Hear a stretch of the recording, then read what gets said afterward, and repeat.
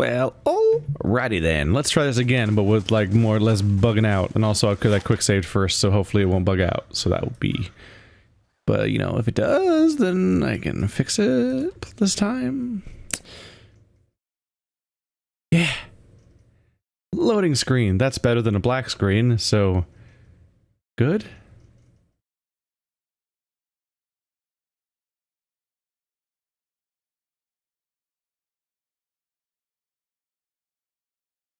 You can do it. I believe in you, like deep down inside. We're like there. Like I need to pick my party for the final area. Last thing the Deerwood needs is another foreign colony.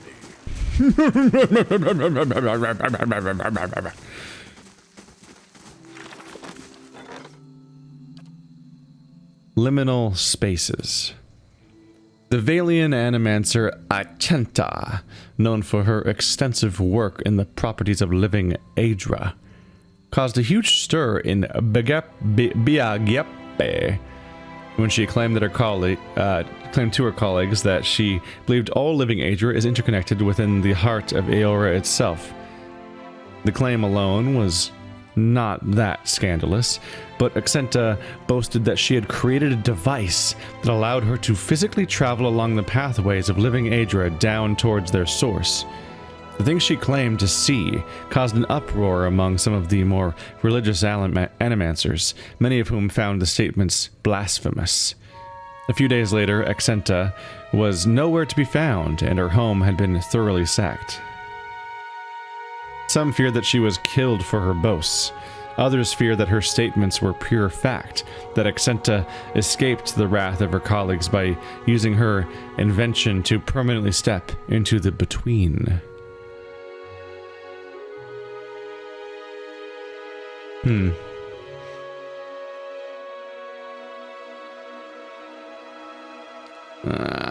about to do the final quest. I might not even bother with this quest at all. I kind of want to have full access to my characters. But okay, Haravius has to come with me to the burial isle. And like, that's it.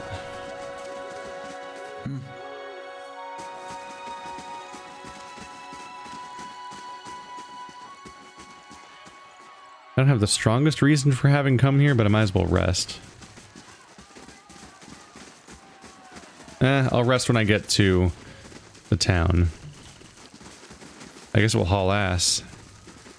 But I've also got to pick out my party. Okay. You walk your path, I'll walk mine. How's that for a party? Kana has not leveled up for a while. I'm really torn. I'm trying to just think who has the best chances of having cool lore discussions, well, and also who is best for being in my main party. There's definitely biases a bit in favor of melee characters again. But there's really no good answer. Like, you can only take half your total characters. One thing is I've seen a list that recommended that Kana and Aloth and Eder might all have good, cool shit to say about the final area. So I'm kind of trying to bring who might be good for story reasons. And Pallegina is just a really good all-around character to have in the party.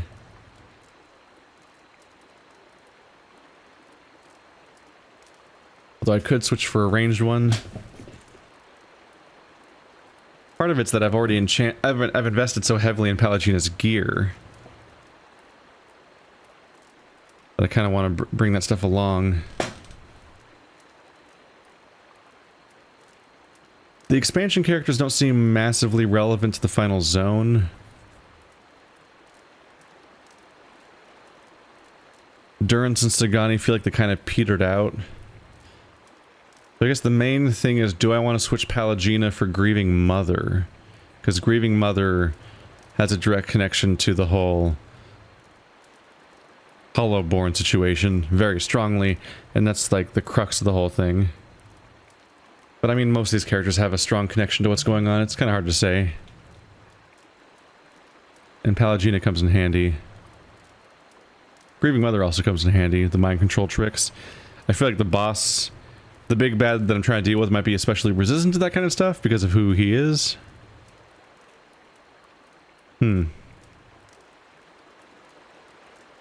Gores. This could be interesting. We have ranged, melee, melee, melee.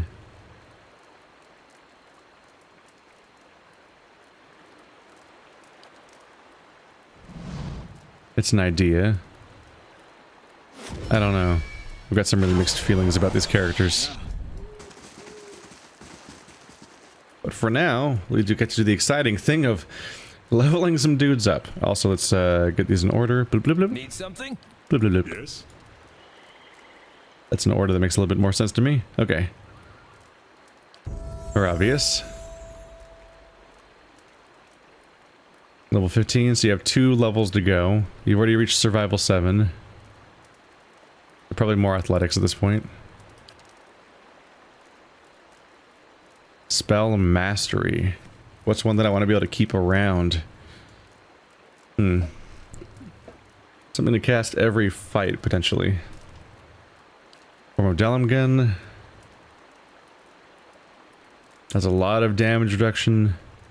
Has a friendly AoE.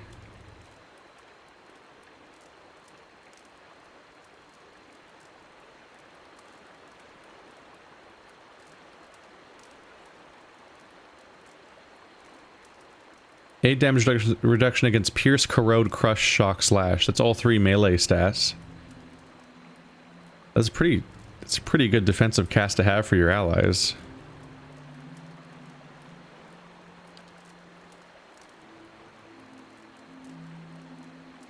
A lot of healing, more than any of the priest spells at least, but it's a slow one.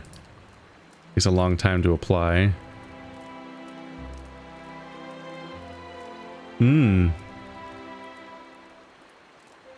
A summon for every fight is pretty good. Yeah, summoning mastery is pretty useful. Just to help even the odds.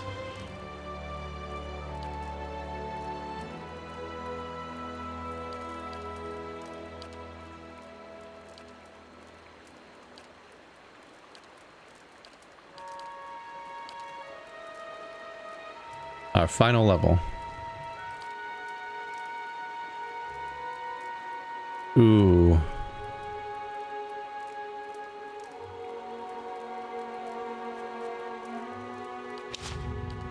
He never got his chance to properly specialize in a weapon type. So right now he's using a sword and a flail. He might be a candidate for someone to fully enchant so he can have that stuff maxed out. So I have to pick somebody, give some of that stuff too. Flail, sword. I don't know if those can fit into a category together.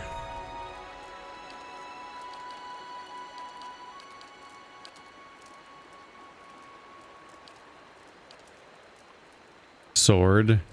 Sword goes with battle axe and crossbow.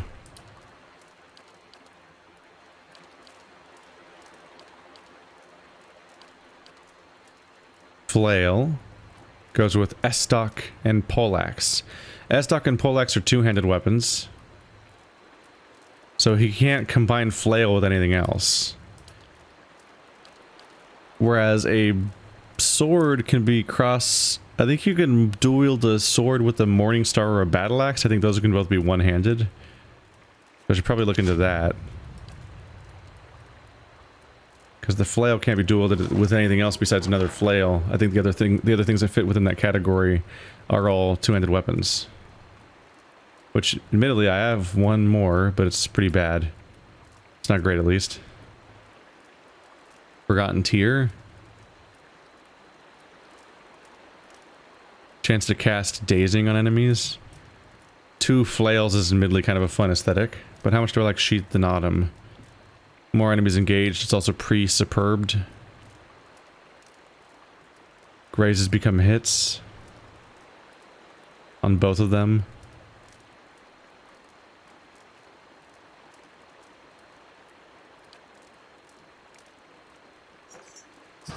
I could double my flails. Start beating people with my wacky club sticks. It's a very odd thing to specialize in. So this one does damage restored as endurance. It's like, if I'm going to specialize in flails, it might be good to specialize in one of the ones that will heal me. I could just enchant it to be good at this point. This one has bonus attack speed, the Unforgiven.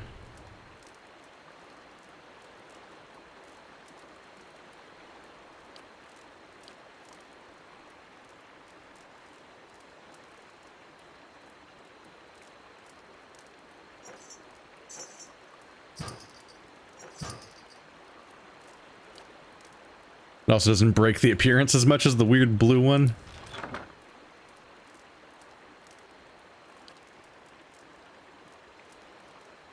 Legendary. A Kraken Eye.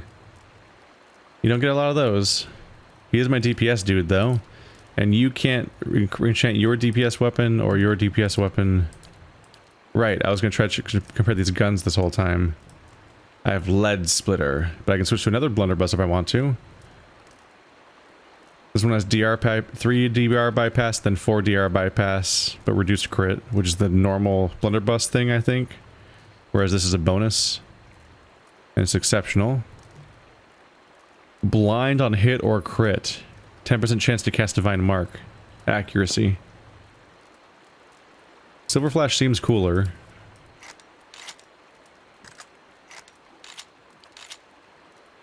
I think it might be time to finally switch.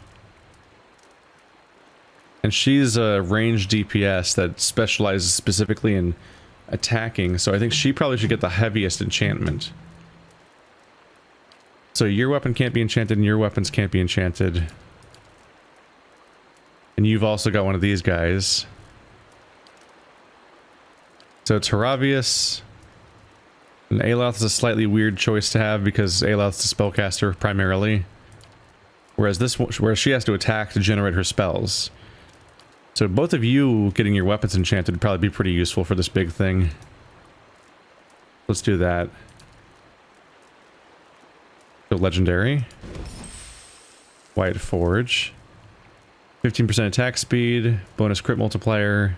Hits become crits. Whoa, 2 out of 2?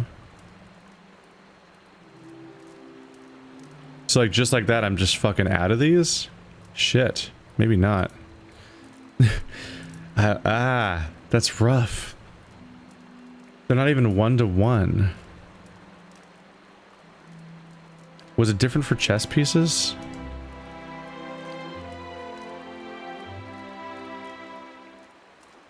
Yeah, this only required 1. Okay, so armor takes 1, but weapons take even more to enchant. They're kind of scarier in the process. Huh. Still, maybe.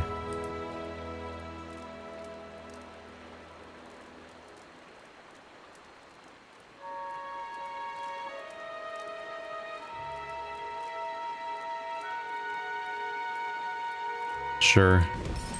I've been agonizing for this over this for so long that I'm just fucking make a call. I can't sit here and stare at it forever.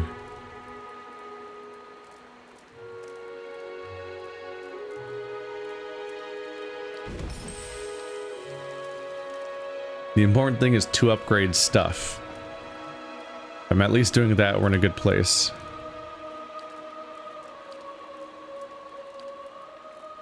The big thing is this legendary enchantment. Requires Kraken Eyes. And I just run out of those pretty quickly. Alright, let's finish the flail upgrade. This might be an entire episode of me upgrading my characters to prepare for the final quest thing. That's just the reality of it. We'll see.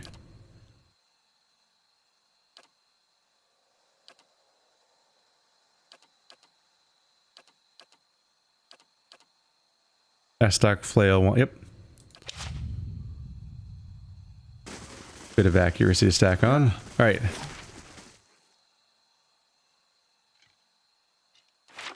I don't remember for sure, but I think it's the curio shop that lets you buy mats. And I might just buy all of them. Because I just have so much money to throw around.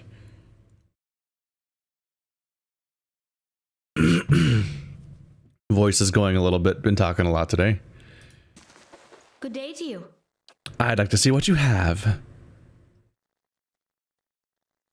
Yes, I'll take the lot.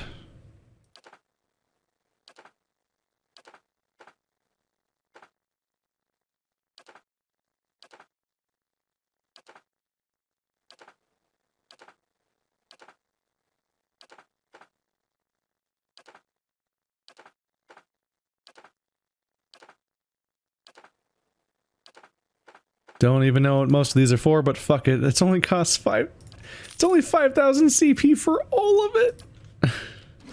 I don't think there was a Kraken eye though. It's my limit. I am going to be somewhat limited. In my ability to deal with this. So this is already exceptional. This one is poop. I can make it not poop. I can make it superb. And then I'm gonna be out of Sky Dragon eyes just like that, huh? That's a bummer. That's a bummer, but it's where we're at.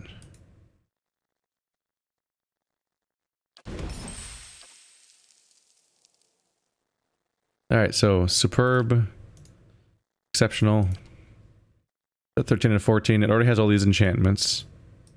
So no, we've already fully enchanted this guy. Okay. How about your armor? It is currently, oh, it's currently superb. Cool. Let's make you a bit proofed.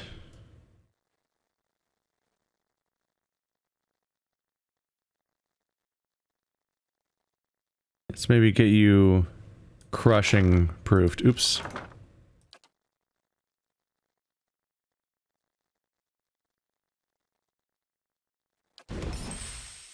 There we go.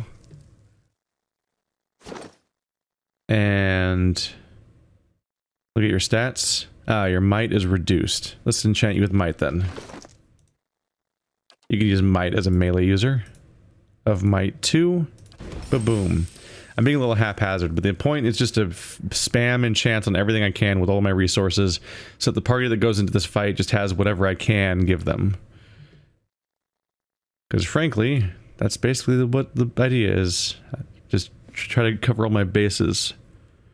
And an inherent thing about Pillars of Eternity is that all of our enchantment and gear choices are all weirdly not that much of a thing to split hairs over. Because they seem to have gotten the approach of making all of the gear balanced with all the other gear in a way. Like, there aren't really wrong answers most of the time, and instead it's more about side grades and further specializing in the direction you want to further specialize in. But if you find what you like, then you're good. This is already legendary, so you don't need to enchant that with that category, but oh nope, every category is also enchanted besides that. So we took care of him already. These weapons are enchanted, his armor's enchanted. Alright. Hand and key. Fine. Fine is not fine. But I can't do superb. Because we're out of those. They're very rare items, so we're gonna have to do exceptional, unfortunately. And thankfully he's a ranged dude, so he'll take less damage most of the time. Let's see Kana's stats. Yeah, int is up. Resolve is not up. He's gonna want some resolve. There we go. Let's do pierce proof. Because he's a ranged user, he's more likely to be shot at by like arrows and stuff, is my logic at least. Those are all enchanted. That's as good as he's gonna get for now. This can't be enchanted. I haven't enchanted this yet. It's only fine. Shit. Let's double check to see if it's actually good. Plus the resolve's not terrible. Because the resolve, yeah. Plus the resolve's not a terrible stat. Make it exceptional. It already has an attribute bonus. It's of resolve 3? Ah, yeah, you can't do an enchantment of resolve because it already has a built-in one that's built in. That's like the basis of what this armor is like. But the plus 3 is beyond what I can enchant. So it's not that it already has one of these, it's that it has a super unique one, but this is the category that it overrides.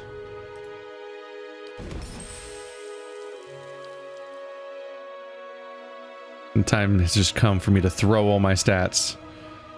Throw them out the wall. You don't have any rings. It's weird to me. But a lot of the rings just teach me enchantment, which is a bummer. Or they're that. Which is a tanking item. 9 deflection. I'm surprised characters that I've used this much have the... Oh, ability area of effect. Good for her crowd control abilities. That's good. Enchant. So it's already exceptional. Do Kith slaying. I just feel like human enemies are always the most dangerous, so I might as well enchant them. I've already maxed out this weapon. Okay. Aloth's leather armor. I've stuck with his base armor for the entire game. I've really under-customized some characters, but it's just the fact that it's just a lot of characters to customize. I accidentally picked this up and it won't go- No! What was that? It was Deerwood Part 5, I think. Which I haven't read yet, despite all my prepping. Shit. I got distracted by the expansion and kept being... we kept running a little overtime, episode to episode, with what I was doing in the episode. And so I didn't quite have time for more reading. Whoops. I was trying to look at my armors.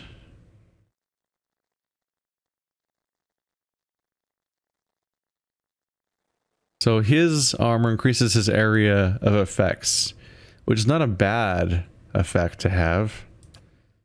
Not really sure if I'll find anything better necessarily.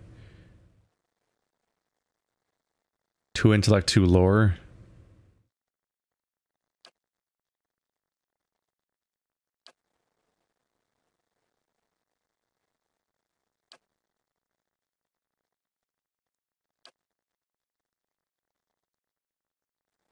I don't know. Maybe I'll just keep him with what he's got this whole time. It's not a bad effect to have. Increased AoE. But let's finally enchant it at least. He's gone this far with a level 1 armor though. Alright, what is not enchanted? Oh yeah, there's a lot of those. Yep, and his intellect is up. Perception, dexterity. Dexterity helps with casting... Yeah, action speed and also avoiding incoming AoEs. So dexterity could help. Oh, other categories. Proofing.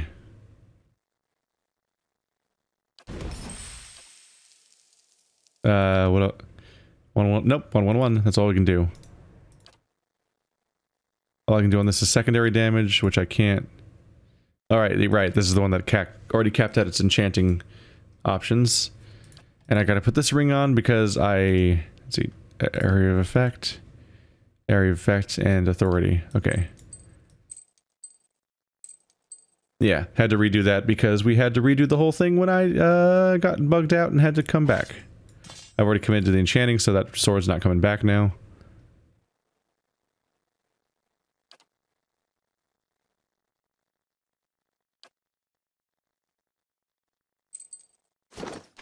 Okay. Grieving Mother. Back to leveling. Let's go, let's go, let's go, let's go. She is very high mechanics. That's not going to go anywhere. Athletics can do some self-recovery, I suppose. I don't know what else to specialize in at this point. Reaping Knives. Cypher uses an ally's soul to create blades of pure energy that emerge from both hands. The blades do raw damage and generate focus for the Cypher who created them. So she gives somebody else the knives, and then then that person will generate focus for them. 15 to 20 raw damage. It's actually not an amazing weapon. Oh, actually, I don't know. Raw damage might be really good, actually. But it generates her the ability. It makes it so that some melee caster can just give her a bunch of spell casting all of a sudden, which is interesting. Defensive Mind Web. By linking his or her mind with those of nearby allies, caster creates a series of defensive links between them. All allies in the Mind Web use the best defense of anyone in the web. Ooh.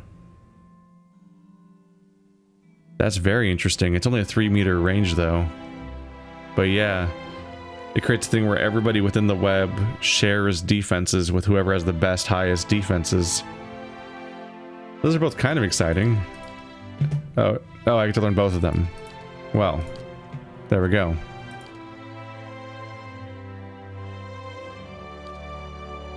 Now we're level 16, so this is the cap, so spend what I've got. Stasis Shell. That takes the enemy out of the fight.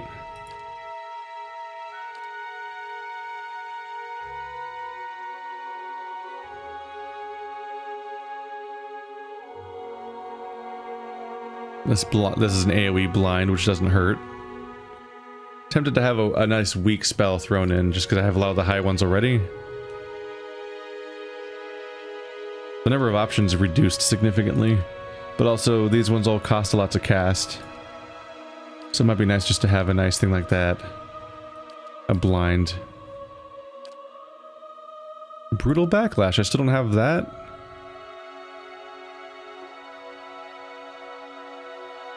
Oh no, Psychic Backlash I already have. Brutal Backlash just makes it stronger. I already have my class ability? Okay. There's Psychic Backlash. A target is stunned. Well, I think it's when they try to affect my mind. This is just a once per encounter effect that does 20 damage. That's not really actually that good.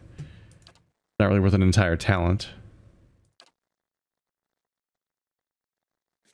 Okay, here's the thing to check. Does my backline have... It does.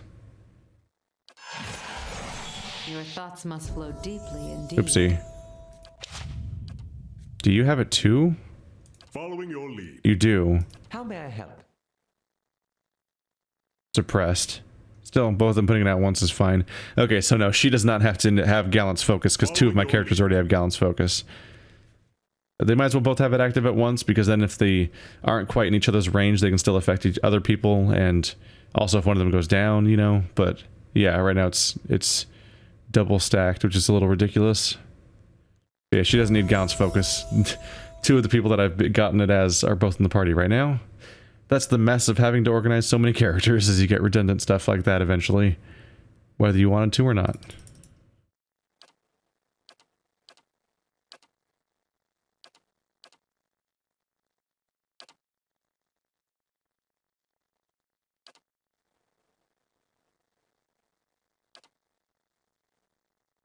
Bonus accuracy against distant enemies, but what counts as distant?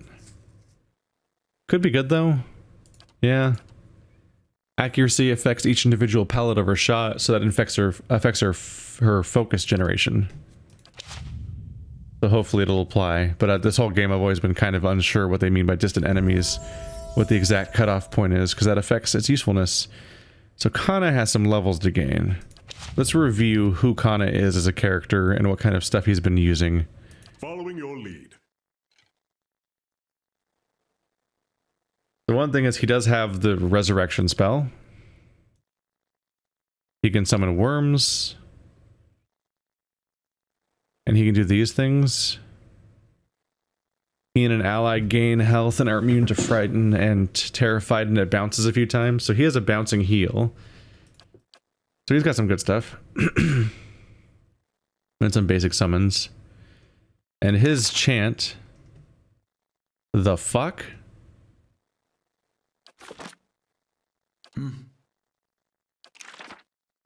Here's my chance. Following your lead. Does he just not have any chance? He doesn't have a single prepared chant. What? Why? What? What happened? Did the game just forget my chance? I had to have chance. Alright, well... Oops. Alright, so I've got the Fortitude and Will one. Reflex. Reduced endurance. Yeah, the ranged one that affects reload speed and range attack speed, which is handy. Does resistance to frighten. Give my allies burn damage. So these are good ones for helping my party just attack. So those are pretty good right now. But let's see what I can learn. The idea is to have ranged support. So that my ranged people can be all badass. And he's already got the survival. I guess he was also specializing in mechanics a bit, too. We don't really need that, so let's go athletics to let him self-heal. These are invocations. Summon a Drake. A second Drake wouldn't hurt. 2 ogres. Yeah, something different from the other person. An AoE freeze, but he's not in melee range usually. A cone thing that gives my allies dexterity, perception, and intellect. Which is good, not bad for the casters. Might, constitution, and resolve.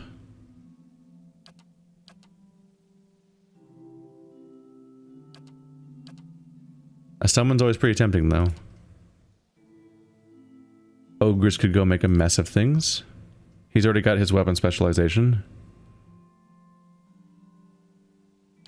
Let's get in Mental Fortress so he can't be mind controlled. I mean, he can, but he'll be less likely to, hopefully. Phrases. Defense against confused, dominated, and charmed. A 30-point damage shield. That's useful.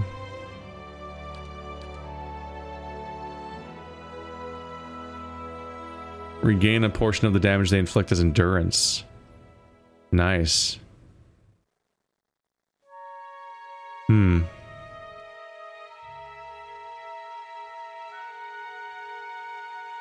That's a support heal thing.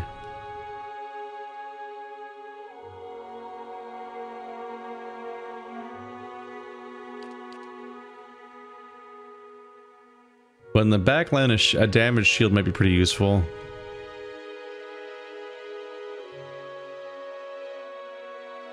Pretty long cast time, though.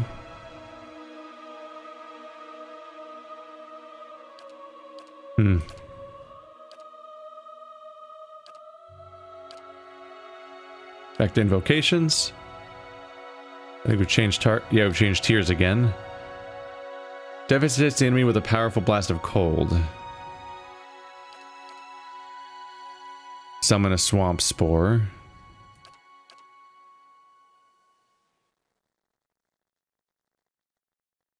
40% attack speed, 10 damage reduction, 50 interrupt. Just go into scary mode. My other character has this too. But him being a scary bow character with lightning bow, like that doesn't hurt. Like he could become scary with that. I should really get my ranged attack if I can. Do I have that already?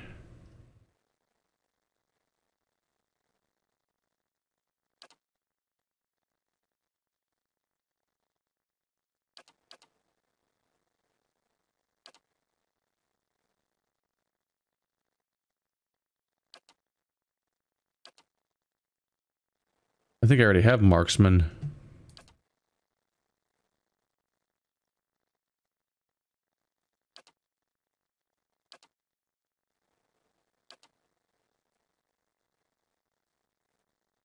Maybe just body control.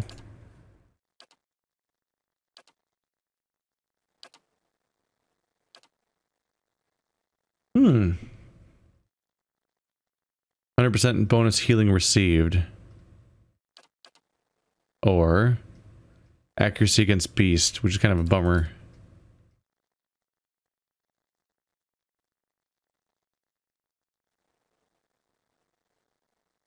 Healing received crossed with life leech could be interesting.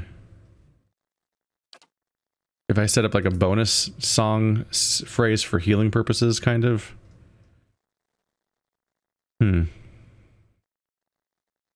Final level. Can't do any more athletics. I guess lower, because it's fitting for his character. Being a enchanter, and it's built into a story.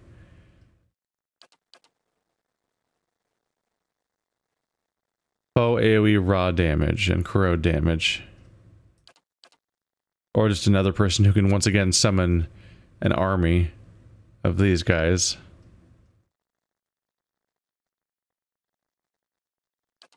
I feel like summoning 3 things just is more useful than doing a single attack. That might not even work out. Even if it does step on the toes of my other character.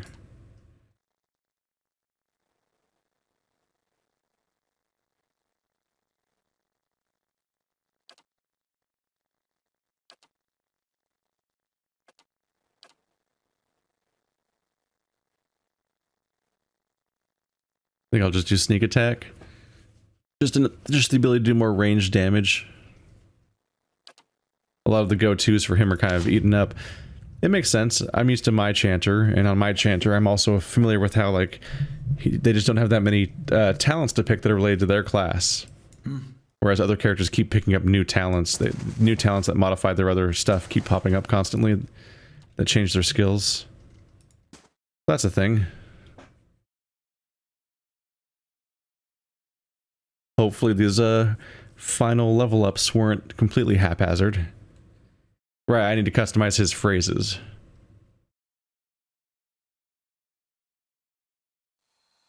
Following your lead.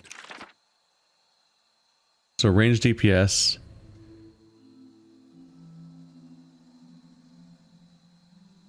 Yeah.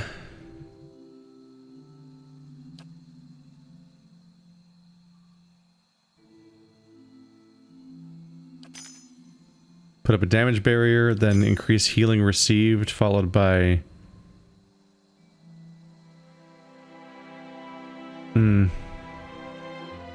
That's basically it. Increased deflection, maybe? It's only 10, though. Like, increased healing received, and 30-point damage shield.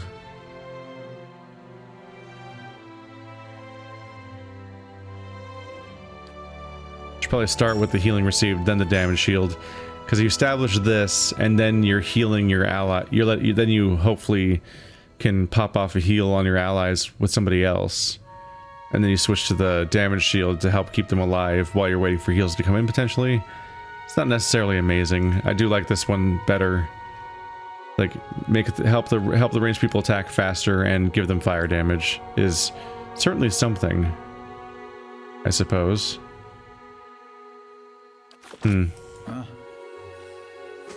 Chanters are a weird beast. Yeah? Oh, what is it about Delumgon that gets my tree trunk blooming? My logic tells me that they don't have any good poke holes and probably kill you after copulation. Still. Agreed, they're easy on the eyes. Yes, indeed. Oh, I once saw one bathing. I was so startled I forgot I was in my spirit form. So I think my come hither gestures had a few too many talents to be inviting. I'm probably lucky events transpired as they did. Delumgon are best seen and not touched. Need something? Did the other one before, so I figured I kind of wanted to see what came up if I did the other one. Can we discuss our party members? Curious about your compatriots? Whom in particular? What do you think of Adair? He's nasty, brutish, and tall. So 2/3 like me, I suppose. The circumference of his neck exceeds the circumference of my torso at its thickest point. They sure do breed them big and dumb in the Deerwood, don't they? No, I'm being a brat. Truthfully, I think the guy's a lot more gentle than he pretends. He's certainly got a big heart for animals, at least, which is rather telling of who he is under that soldier exterior. How about Palagina? Her zeal is sincere, and I can tell you she's destined to die on her feet. And she's easy on the eyes. Can't fatten a thoroughbred, that's what I always say. I just wonder if she has a cloaca or not. Ooh, the curiosity is killing me. Cloaca. Yeah, cloaca. It's a combination feces chute and happy slot. Birds usually have these hybrid holes, and I figure she might too. What? Don't look at me like that. We can speak another time. Lead the way. Waste, chute, and a happy hole. This is what we've come to, huh? Jesus Christ. Yeah. Let's see. I talked to him on accident, but I do want to follow up on that stuff. First, aggressive. There we go. Following your lead. This is like my final big, oop. Let's do summoner. This is gonna be my big final prep episode, so I'm gonna try to talk to everyone in my party just in case. But I'm also like making sure we're set up here. How may I help? I think everyone's customized for combat now. The idea is that next episode we're completely ready to go. I might finish up reading those 2 things I have to read too. Just because even if I don't read everything in the game, I should at least finish the Deerwood saga after all this time. The Deerwood, Part 5. The Proliferation of Animancy. Animancy, outlawed while under Adir rule, was technically no longer taboo after Hadrit's rebellion. Academics began its study again in earnest in 2681 AI. By 2697 AI, there were almost 40 academics actively researching the field both in the Deerwood and the Valian Republics. Even though no significant results had been discovered, a tragic breakthrough of sorts happened in 2704 AI. An animancer working in Balereach accidentally shattered the souls of about a dozen volunteers who had been helping him. In retaliation for the deaths, the citizens of the area stormed his house and killed him. The Earl of the region, not wanting to waste resources or anger the locals any more than they already were, did nothing to find the head of the vigilante mob, but neither did he outlaw animancy. To ensure their own safety, most animancers moved from the rural areas where they were studying and settled in Defiance Bay. Many of them choosing the emerging and wealthy district of Brackenbury as their new home of operations. While there were still a few breakthroughs, and the study of animancy continued for the next 24 years, it quickly slowed as it became cost-prohibitive and complicated the more people learned about it. Most animancers couldn't afford to continue research without the support of donations or gifts from wealthy individuals or organizations. In 2737 AI, some animancers, desperate to continue their studies and seeing no other means of furthering their research, entered the forbidden ruins of Ire Glanfath to further their research. They discovered some such sites had strange artifacts that seemed to bear affinity to soul essence, and began to prod the devices for further insight. Even with continued research, they were unable to tell quite what they had discovered. Eventually, they were found out by the Glenfathans, who captured some of them. Demanding they be punished for their crimes, the Deerwooden authorities, in order to maintain their treaties and keep peace, had no choice. They allowed the animancers to be executed according to Glenfathan tradition. This led the Duke to make an additional proclamation.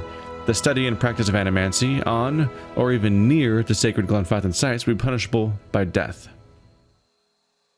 In 2780 AI, in order to solidify relations again with the Glenfathans, the Deerwooden government allowed some animancers to begin training and experiments in conjunction with the Glenfathan mind hunters, their native ciphers. This was an exchange of information. The animancers documented the secrets of the mind hunters' powers. The mind hunters learned new techniques for concentration, which assisted them in taking their powers to a level no Glenfathan had seen before. The ciphers, no longer wary of the animancers' intentions, trusted them to such a level that they were convinced convinced the Glenfathans to give some animancers limited access to some of the training sites where the Glenfathans practiced. The Animfaths of the Glenfathan tribes opened the training areas to the animancers. They were not allowed inside, as this was still strictly forbidden, but the general allowances by the Glenfathans were still seen as breakthrough in relations between the Deerwood and Ire Glenfath. Over the next 8 years, the Animancers' research would continue unimpeded, with the exception of some minor squabbles. There has been no major strife between the two groups for almost 120 years since. That would make them the exception to the world, it would seem. Any group not having major strife all the time. Need something? Need something? Curious about your compatriots? Whom in particular? Let's talk about Aloth. Oh, him? Him I don't mind too much. Though I could pitch a tent with the pole wedged up his anus. I could smell something funny on him. 2 cents? Not quite. Well, whatever it is, take note of his mood swings. I don't think he's unstable. I just think he has a lot going on up there. How about Sagani? She actually steps lightly when we travel outdoors, which is more than I could say for the rest of you. They do things differently where she's from, but she knows her way around the woods almost as well as I do. Almost. Kanarua? Oh, I think I could fit 3 of me, plus a remainder of a 4th Haravius inside that giant. Gods, am I glad he's friendly.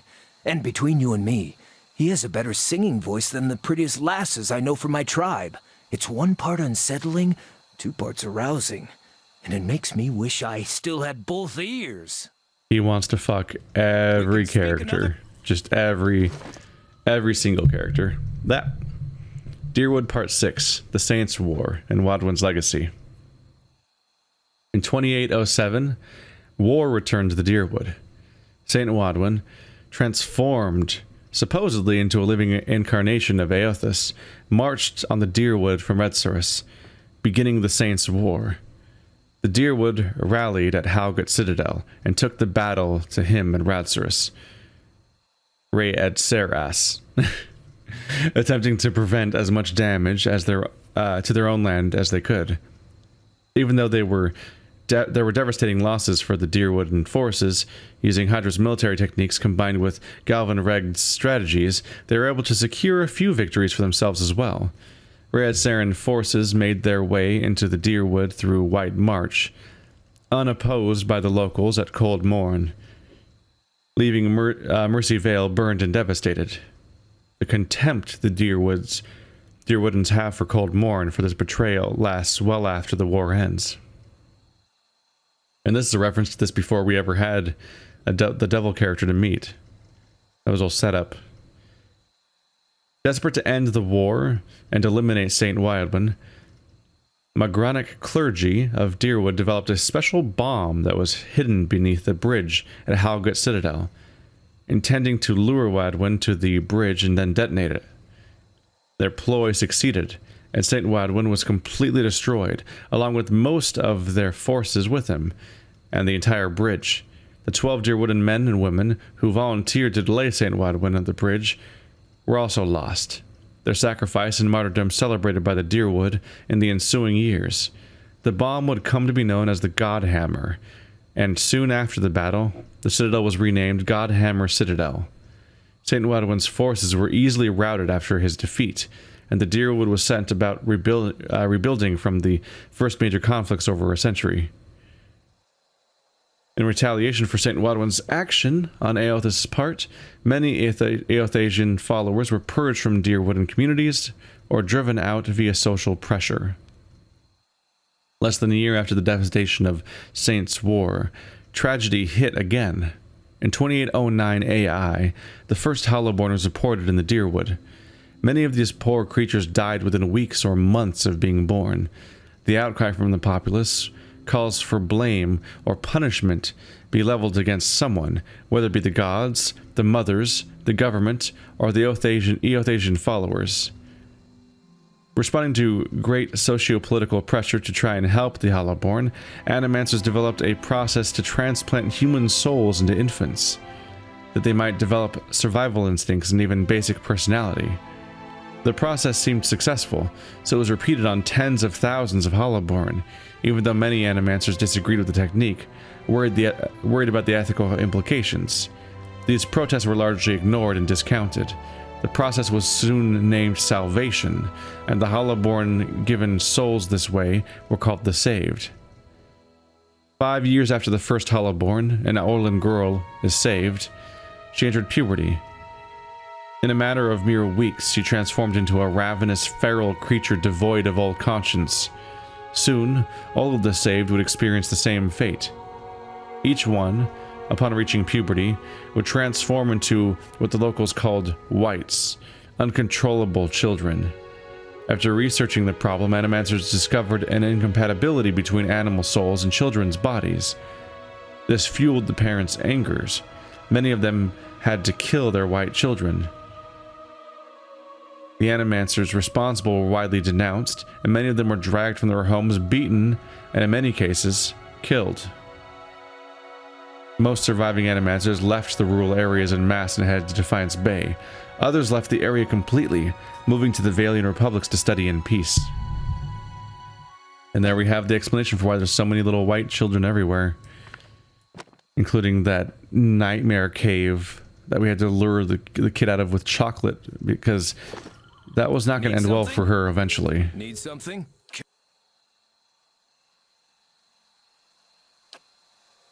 Any thoughts on grieving mother? Who? Oh, right. The peasant woman that's been traveling with us? Your question elicits a face of sincere confusion for several seconds. I guess I haven't kept a close eye on her. Not sure what to say. She seems harmless enough, but she must be a glutton for trouble if she's traveling with us. She'd probably be safer on her own. How about Durance? Oh, love at first sight. It's like WoW carved an ever-changing gash in his brain, and every hour he's a different flavor of angry. Durance makes me feel like I'm the sane one. He smells like fear in the mornings and rage in the afternoons. I'm keeping my eye on him. He's a laugh, but he might someday be a problem. Not if we don't take him with us. He'll probably never be in the party again. We can speak another time. Lead the way. Yep. The Knights of the Crucible. The Adir Empire. I only ever found part 1 and part 2. In approximately 2200 AI, a group of tribes called the People of the Deer unified into a new civilization called the Adir Kingdom. The tribes, small and widespread over the land, knew it would be better for their continued existence to unify. The leaders of each tribe became advisors for the king, chosen by the group. Each advisor would still lord over his people, but each lord would answer to Fairkonig. Fairkoning. Yeah. I swear that's a German word that I already knew going into this or something, because it's really familiar. This decision turned out to be exactly what was needed of the Adiran Kingdom, and the Adiran Kingdom thrived, spreading out over the land, establishing strong trade routes, and became known to be fair but shrewd businessmen. While the country thrived and internally there was little strife, there were still the occasional skirmishes in the neighboring elven kingdom of Kolklin. Not long after the kingdom was formed, the Adiran people began studying animancy. Still largely unknown at the time, it was an exciting, terrifying new realm that the Adiran scholars saw great potential in. This potential came to bear fruit in 2260 AI when a group of animancers working together transferred the soul of a recently departed man into another body, creating the first of what would later come to be known as the Undead. The reaction to this discovery was swift and decisive. Both the King of Adir and the Church of Wedeka condemned this event, and the study or practice of animancy was outlawed. It would never again be practiced openly on Adiran soil. Conflicts with Kolkin continued, escalating into a minor war in 2398 AI. Afterward, a treaty was signed, and the Kingdom of Adir merged with Kolkin to form the Adir Empire. With the political and military strife now settled, the Adir Empire would become an economic powerhouse, able to provide resources that were hard to find in other parts of the world. Their trade routes became some of the most lucrative in the world.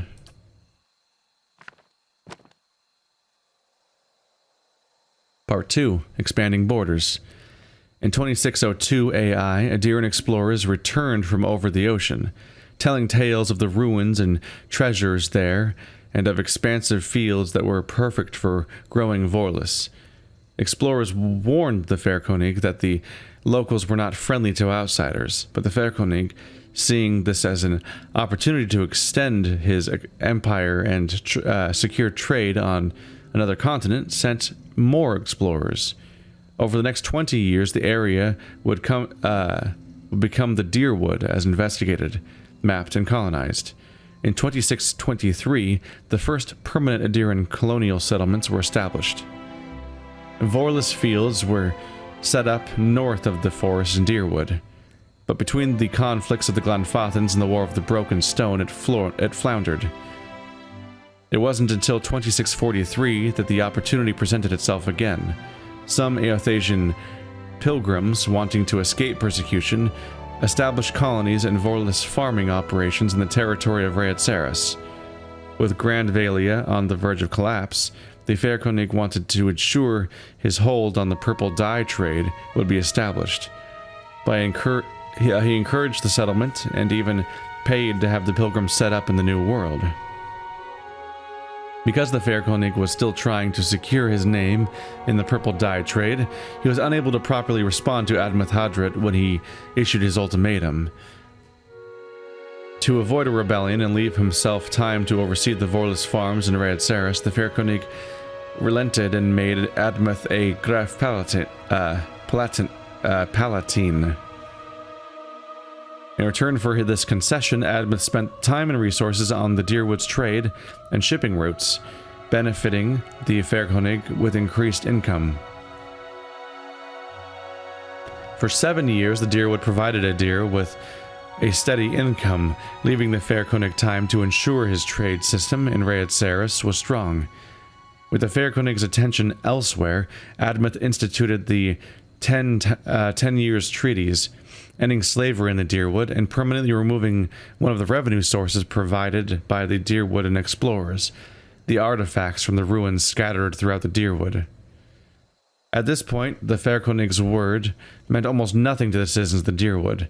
Admeth Hadret had replaced him as their true leader. In order to undermine Admeth's standing, the Fairkonig found allies willing to explore the ruins against the treaty conditions and plunder them. Soon, Adir again had a supply of artifacts to sell. When his agents were eventually caught, the Fairkonig distanced himself from the operation, certain there was no way to link him to the proceedings. But the Gref, using means provided to him by his Glenfathan allies, discovered the evidence needed to prove the Fairkonig was behind the plunderers. The conflict that arose from this revelation led to Admeth declaring the independence for the Deerwood in 2668 AI. After a bloody 4-year-long war that resulted in the death of Admeth, the Fairkonig relented. Trying to keep control of the Deerwood had become too costly. He signed treaties with the new Duke of the Deerwood and returned his attention to Raedsaris, redoubling efforts on the Vorlis trade, which is still running today. We're chipping away at this shit. We're doing it at all costs. There's a lot of trouble to go to. You sure you don't just want to wait around for Theos to come and try to kill you? Yes? Oops. Oh, wait. Yeah, chant 1. Yes, my friend?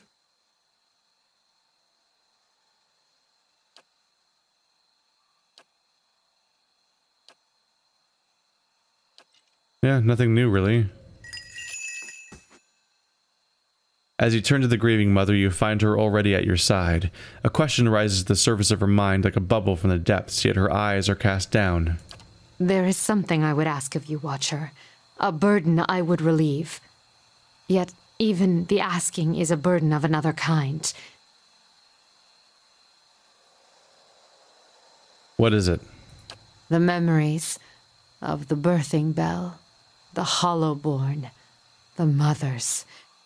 Even knowing that my actions were righteous, necessary, their memory haunts me. I see reflections of the lives I could not save wherever we travel. And when I lie down to sleep, the dreams of empty children and blind eyes are more vivid still. Please, Watcher. I tried once to forget, and yet echoes still tormented my soul. But if you were to cleanse my soul of the memory, I could at last be free of it. Will you grant me this? How would this affect you? Will you even be the same person? I will be the same, only free of the memory. My allegiance, my skill, these will still be dedicated to our cause, to your aid.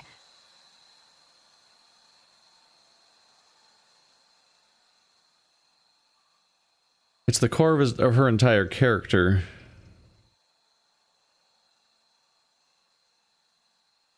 I don't know. We had a similar conflict with Maneha, and we told her not to do it. Well, I didn't tell her to do shit. She just asked for my advice, and I just kind of was leaning, because she herself was hesitant to even do it. She was changing her mind, sort of. And I was like, well, what if you become a different person without this memory? What if the reason you haven't done anything awful is in part because of this memory of the pain of having done something awful anyway? And that was a hypothetical, essentially. Not a true hypothetical. The situation had truly happened, and it was her soul, but she didn't do it. Not in her lifetime. But grieving mother did do this.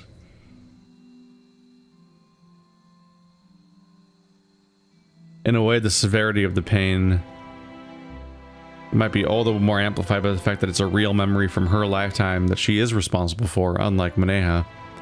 But at the same time, the pain might be so much worse. Or the pain might be so much worse, but at the same time, the responsibility is all the more true. Maneha is just this hypothetical. This idea that you've lived with this memory all this time and maybe it shaped who you are, so maybe you need it to stay who you are, but also maybe it keeps you from your moral compass centered to have that memory. But it's a hypothetical and that didn't happen in her life. It's like a lesson to be learned. The way that people learn from stories, but more effective. But in Grieving Mother's case, it's something that she actually did. But at the same time, just refusing her ability to escape her own pain is cruel. And what she did, while it was cruel in its outcome, was not cruel in its intentions. I don't really feel like she necessarily actively deserves punishment, but she should learn from what she did. And also, removing that memory might be dangerous for our ability to fight Theos, potentially. I don't know. I think I'm leaning to the idea that she needs to keep her memories. Yeah. We're mid-mission still. This is her motivation. This is her drive. This is the thing, the guilt that she needs to relieve by defeating Theos. That's what we're doing. That's what we're about to do right now. Yeah. We could potentially remove it afterwards, but at the same time, once she knows that she has saved everyone, it might go better. And I'm siding with Hylia, and Hylia's goal is to try to return the souls to the babies. So she'll have this great relief when all these children that she's so guilty over. Oh wow, yeah. This will be a great victory for her if I can accomplish my goal.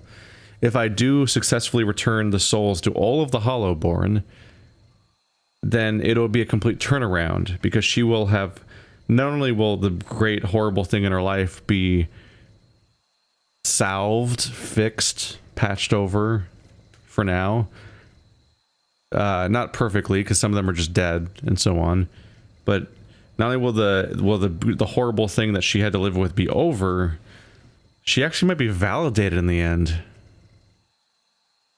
Yeah. Because she gave these mothers false memories and false perceptions of their children being healthy for a long time, which likely kept those children alive. That was her motivation. But if I actually make those children become real children, then she ultimately saved their lives. So no, this memory is both a penance and a lesson. She stiffens as if struck. At last, her shoulders slump, and she looks back to you. But these memories, the pain, anger, brokenness, how am I to continue when these thoughts fill my mind?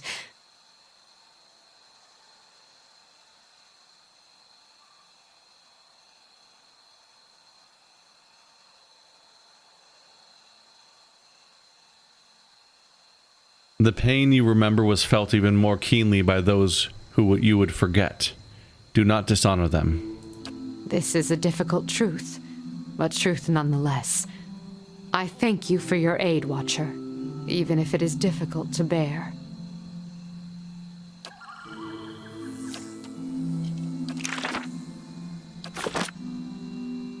Your thoughts must flow deep, comes bearing.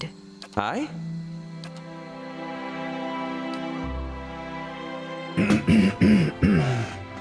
Nope, that's it. Alright, we finished the memory. We finished leveling everyone. We finished enchanting everyone's gear. And we finished checking these characters for any final personal moment, which had some payoff, primarily in that we got to have the ridiculous conversation of her obvious judging everyone, and also may have made a very vital choice that will affect the future of Grieving Mother. So unless I've made some sort of... we need to rearrange the party. One last thing to fix. No. It largely makes sense. Yeah.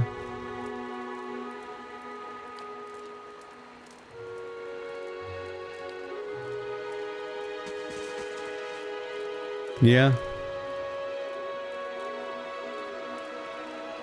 They should both be within his ranges, right? Following your lead. Oh yeah, he's got big old chant range, so they'll be within range, so they're good.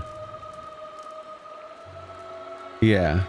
Okay, so, barring anything else I've forgotten, we should finally be ready to make the final plunge. I think these last few episodes I've wrapped up everything that I wanted to wrap up. And so we're going to take the final plunge, which is a literal plunge, and that we're going to jump in a hole. Although I still have to visit Burial Isle for the first time, so we'll see what additional stuff happens there, besides just, you know, going after Theos. There might be an entire new quest to cover up and so on. See you next time.